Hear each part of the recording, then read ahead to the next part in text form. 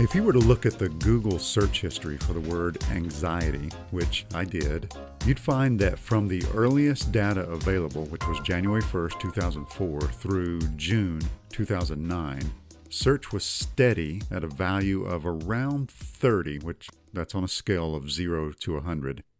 But in July 2009, that number started to climb, and it's been climbing ever since. The score was actually 100 in March of 2021. Now, when I search the term on Google, I get 302 million results. 302 million. Google even makes a point in the search results sidebar to tell me that anxiety is, quote, very common with more than 3 million U.S. cases per year. Now, that's no small number. Let me put it into perspective for you.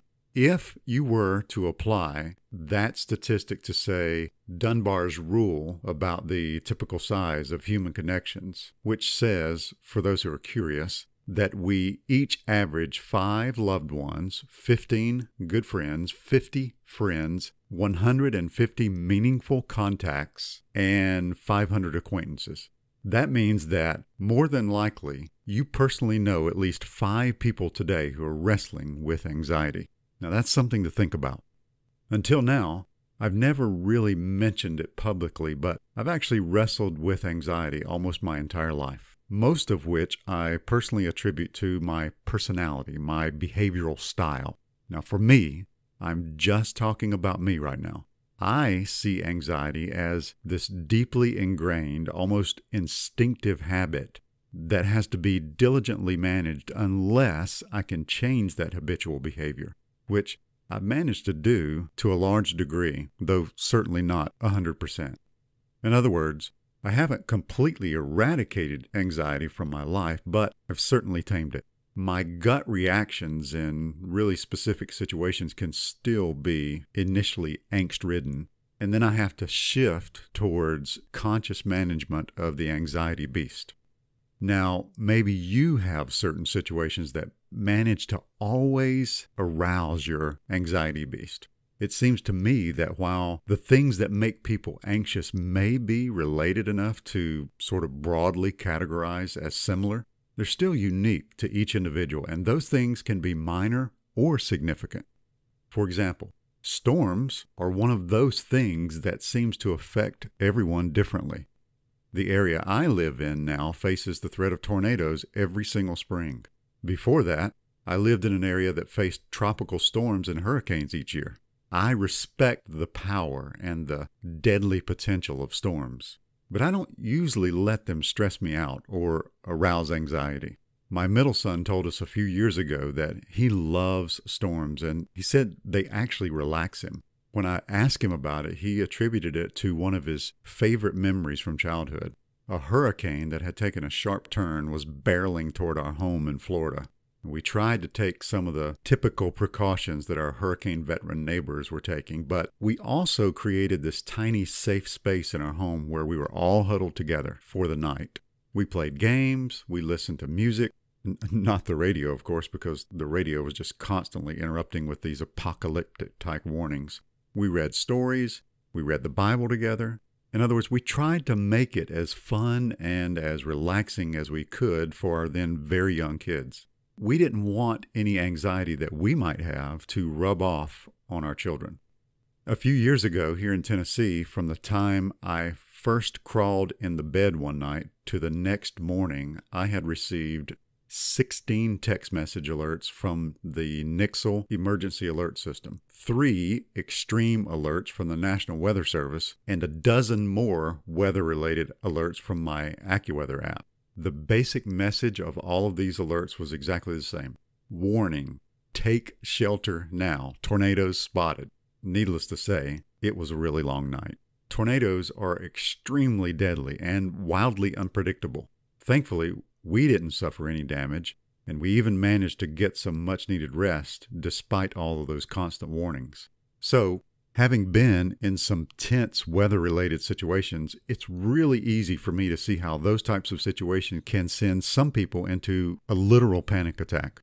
And for those who wrestle with anxiety, even the slightest possibility of a storm can be enough to cause trouble.